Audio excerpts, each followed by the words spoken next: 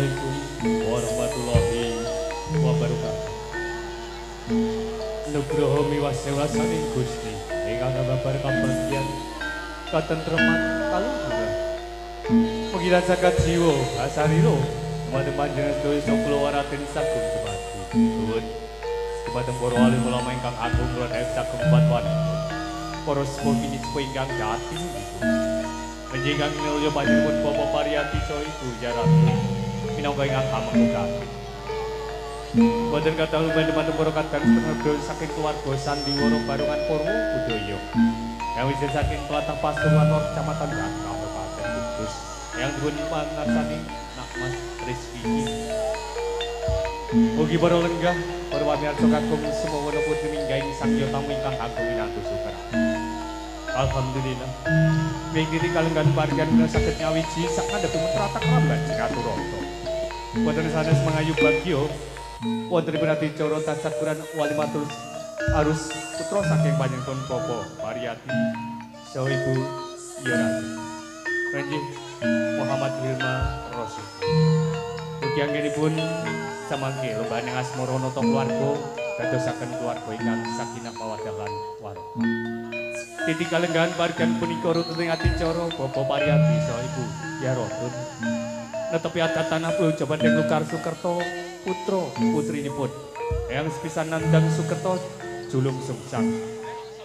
Ugi samangke kedono kedini. Mugi kanthi pandonga panjenengan sami res-res adicara punika lumampah rahayu Nirwikara kabucal sedaya Sukerto dadosaken putra-putri ingkang suci boten kathah sengkala punawa. Nuwun para rawuh ingkang minulya. Sasampun panjenengan sami diaturi pasugata tari bondan barongan. Sampun ditiwanjenipun kula sakadang saking Purwo Budaya. Sinambiran jeban adicara pangluwata. Ing titi kalenggahan punika kula jumeneng sang ngandhaping tratak rambat Jinaturata sarimbit kaliyan katen kula nggih Raden Debem Sisian kita. Wonten sanes sinambiran adicara netepi adat tanah bojo adicara pangluwata. Mugi salwen ganti jabah Gusti Kang Maha Kuwasa rahayune ing wikara.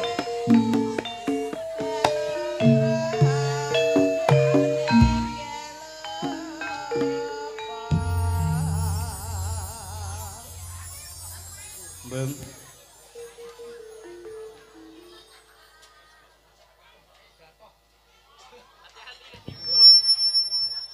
Dalem iki dina ora kaya padatan. Yen to sekawit sliramu ing pamungkuran tak aturi enggal jumeneng ana ing sandhak trantak rambat. Ya kajaba ngudarasa ana udakara ning iki dina mau gegancangan merga sawetara ana ing mburi aku wis maringi jejiban yen to awak dhewe sinampiran adicara pangruwatan. oh ngaten. Ning iki dina sliramu uga nyarujuki tak punggel sawetara ora teges aku medhar apa kang dadi ukara. Boten. Ning kasunyatan aku pirembugan ing mburi kelawan sliramu awak dhewe madheg adicara pangruwatan kudu syarat sarana nyelamur lah. Lah nggih. Sliramu mau paring atur kaya mengkono apa piye? Lah nggih niku wau to. Yen to nglampahi adicara ruwatan ki kudu piyai kang sepuh, panjenengan kudu nglamur laku jubuhake kahanan. Oh. Nggih. Tambuhing kahanan yen to kasunyatan Raden Pentul kelawan Raden Tembem sajak isih muda tumaruta. Rene iki dina sinampiran jejibahan uga mangerteni yen to ana pranatan tanah Jawa wong piyai kakung sepuh kae lijil kakung kena kaaran Karan kaki. dalah kang wadon. Karan ini. Jubuhake kahanan iki dina awak dhewe ganti jejuluk kaki legaya dalah nini legaya. Katen kaki.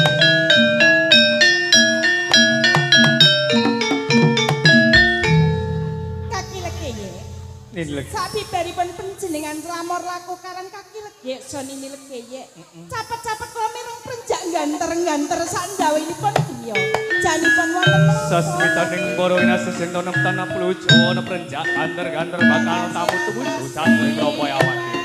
Dupa dirantu sawetara. Amrit rewaca kang dadi wigati.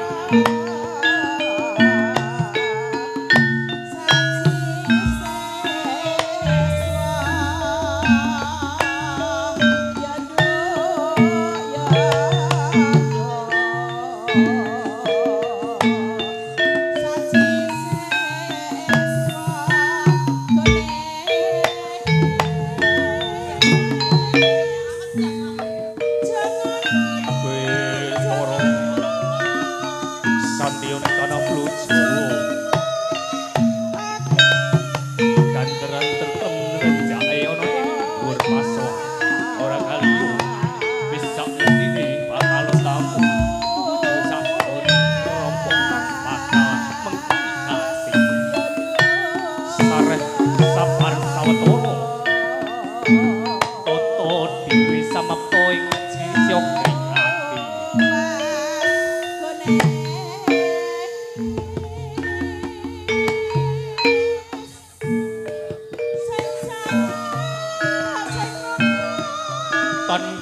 pring donga panarima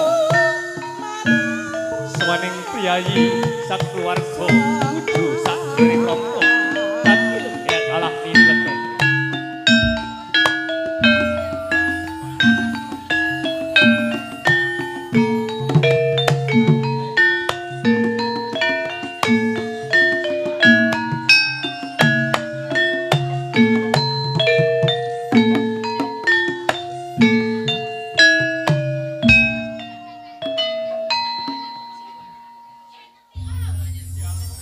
Assalamualaikum warahmatullahi wabarakatuh. Waalaikumsalam warahmatullahi wabarakatuh.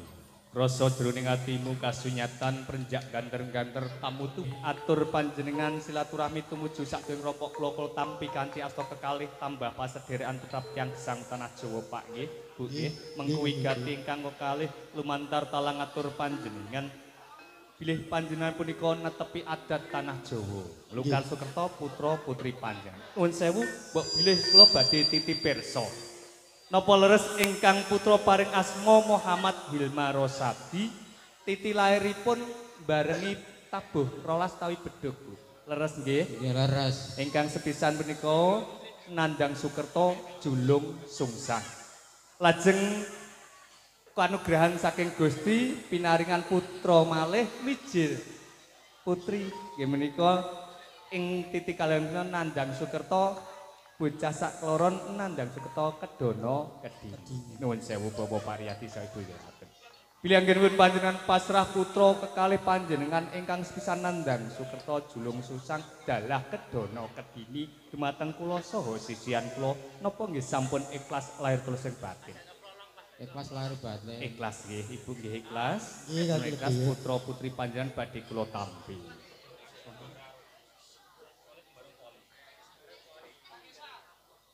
Bapak Pariyati saha Ibu Yuratun, bekti tiyang kuat gamelan migunani tumrap nusa bangsanipun.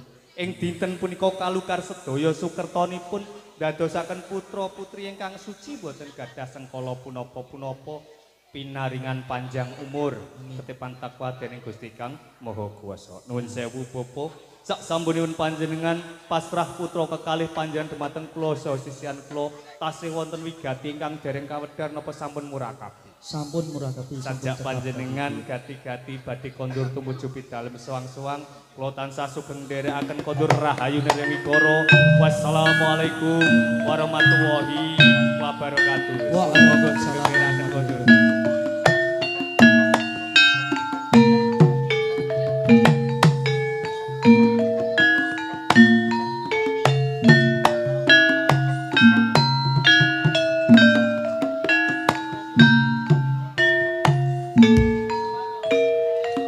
Kaki lege ye. Ini legaya.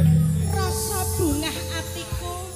Anggonku omah-omah ki mau wis 20 taun lawase ora diparingi wiji. Lah iki Kasunyatan. malah dipasrahi bocah loro. Senajan iki putra titipan ing bakal tak rengkuh kaya putraku dhewe. Wis sak mestine yen to nugraha saka Gusti ora kanyono. Yen to kasunyatan iki dititipi putra lan putri saka Bapak Pariyati. Ning ya aku eling Piye, Kaki? adohing prambatan lor tumuju sadurung rompok kae sajak gawe ngelak luwe anakmu sak kloron. Lah iki mah ya tak rasak-rasake kaya ngono lho Kaki. Piye? Kok aku mireng kok ana krukak-krukuk tak kira ki mau apa? Jebul ki mau anakmu rasa luwe. Mula kuwi Kaki. Aku tak njaluk pamit ning mburi Kepiye? tak ngiwangi masak anak-anakmu ki mau tak warahane masak. Bener aku Supaya ngerti ya tak sing lanang kaya paringi sajak tenaga. kowe. Ayo. Meneh sing wadon ki meneng ae apa ngelak apa piye? Piye tumbasno es? Aja, sampean ki lak ya ndek kewajiban ning mburi omah kae aja ana wit Oh iya. telo torong wit. Aku mangerteni yen to kasunyatan ana ing pamungkuran kae ana wujuding tela. Abok kono seliramu kae ana ing pawon aku tak enggal Lah jabut nggih, wujuding aja tela. suwe-suwe lho ya Kak. Iya iya nih.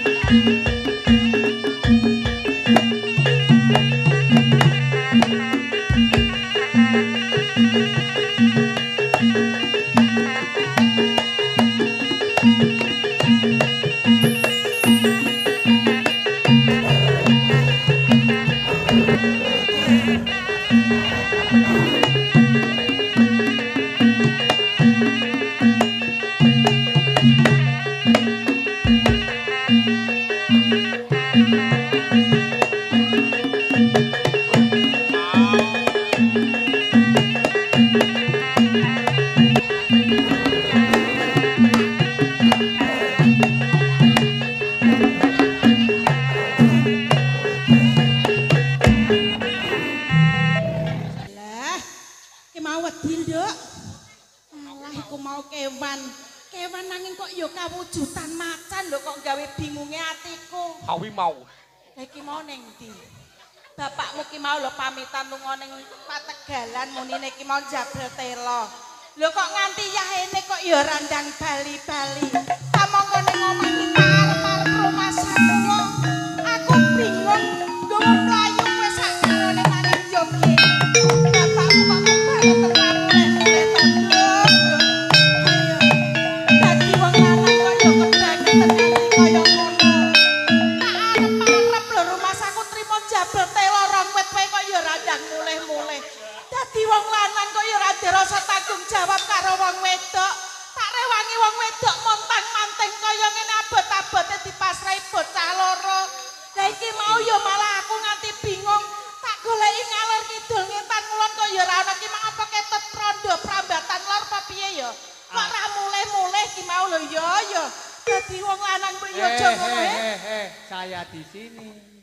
Walah. Lah sampean mengetek kok ngono kok ya ora. Aku ora meteng anggar mau ngap-ngap kok miwakmu jar kowe. Ngono ku mang lah diajeng aku wis ning kene lho kok ya ngono. Aku wis muni diaseng. Lah kok keringetmu sejagong-jagong. Aku ora. Sing mlayu aku kok sing keringetan sampean.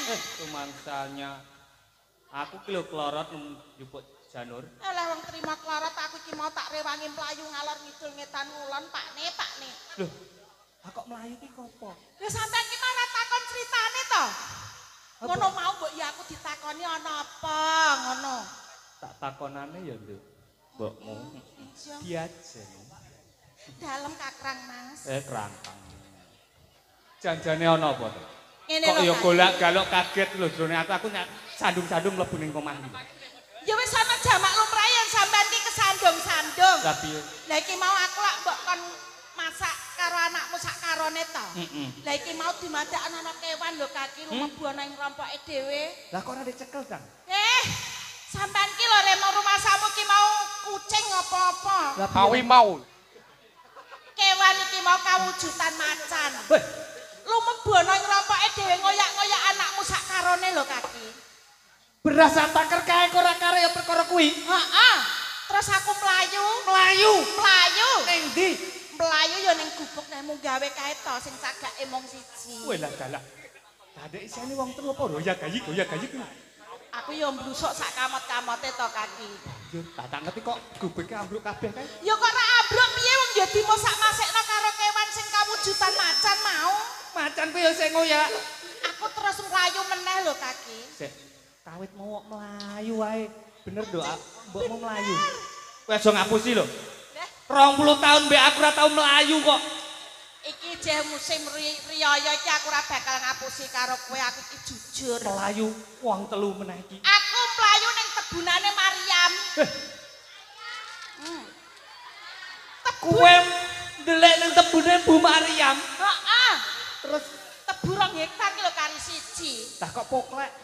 Dadi masak-masekno karo kewan kuwi mau to kaki. Ya Mula kuwi aku goleki sampean lho kok ora ana ning omah. Ora teges iki mau aku gegojekan ning semes bener utawa sejatine aku ya mangerteni. Piye to Yen to kaki? kasunyatan kedadan iki mau sejatine anakmu dititipake Bapak Pariyadi ning awak dhewe iki nandang Sukerto. Oh iya to kaki, aku ya lagi kemutan lho. Lah mula saka iku aku ora sida njupuk telo kapora aku njupuk wujuding janur.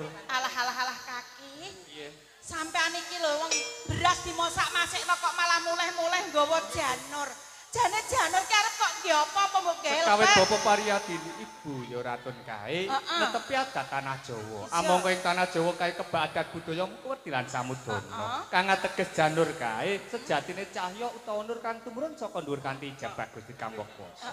Ya iki uno lan katiyasane janur kuning iki mau wis tak paringi aji sangut bakal tak kalungke ana ing janggane anakmu supaya kalih rubeda nir ing sambika. Yen to iku kanggo keslametane anakmu mbok enggal-enggal dikalungno nang janggane kaki. Ya mangkono ni.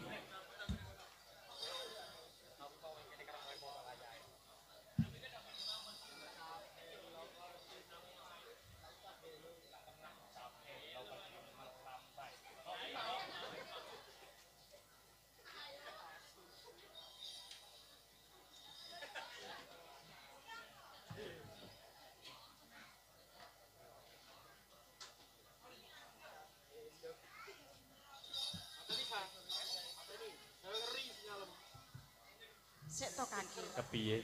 Sakbubare janur kuning ki dikalungno ana janggane anakmu sak karone kok malah mripatku katon blereng to. Jane ki ana apa? Tak kira ya mung aku dhewe.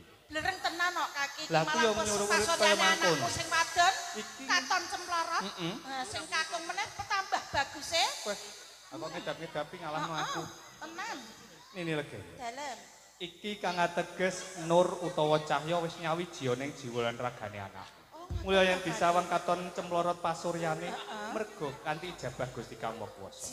Jumbuh kahanan anakmu iki dina bakal tak lukar mula saka iku. Ewang-ewangen aku manut puja dening Gusti Kang Maha Kuwasa. Awit anakmu kang mbarep kae uga duwe Sukerta julung sungsang. Bismillahirrahmanirrahim.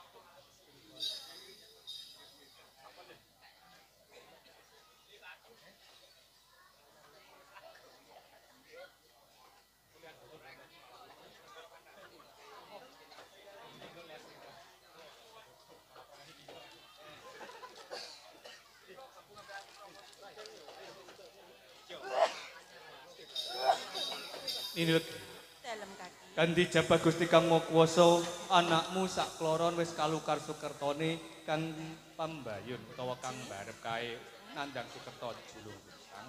Uga iki bocah sak kloron kedono kedini iki dina wis dadi bocah kang suci ora disengkala. Jumbuhake kahanan rening bocah sak karone iki wis dadi bocah kang suci ora disengkala apa-apa. Wis dadi anake kaki legek lan ini legek bakal tak ganti jejuluk. Sing lanang Joko Jlagur, Sing sing wadon wadon Prawan Jlagur. perawan jelas. Joko kae mujudi bocah lanang kang suci jiwa lan ragane. Nggih.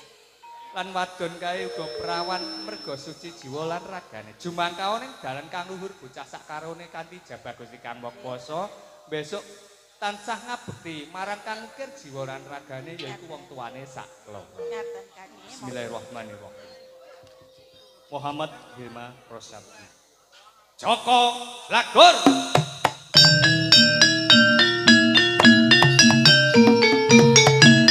Anak wadon Naswa Puraita Aini Rawan Jlagur.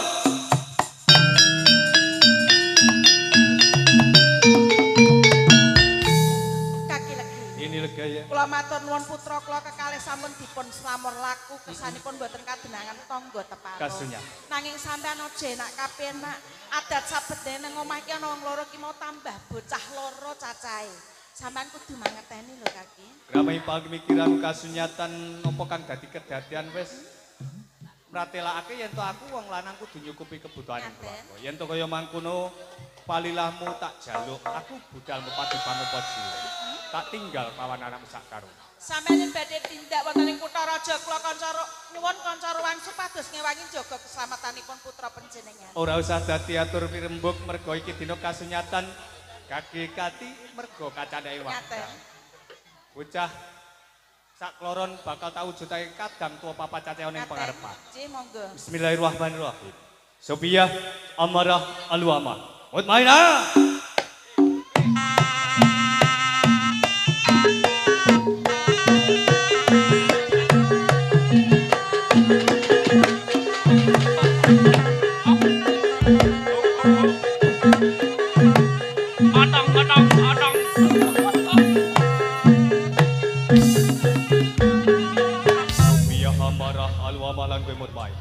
Dan sekawit ke badan tak cipta dadi badan nganggasan mergo aku nyaluk guna sabian tumu kowe kabeh tak kon joko kadangmu anom sak kloron uga dadi kanca wong iki pesagu.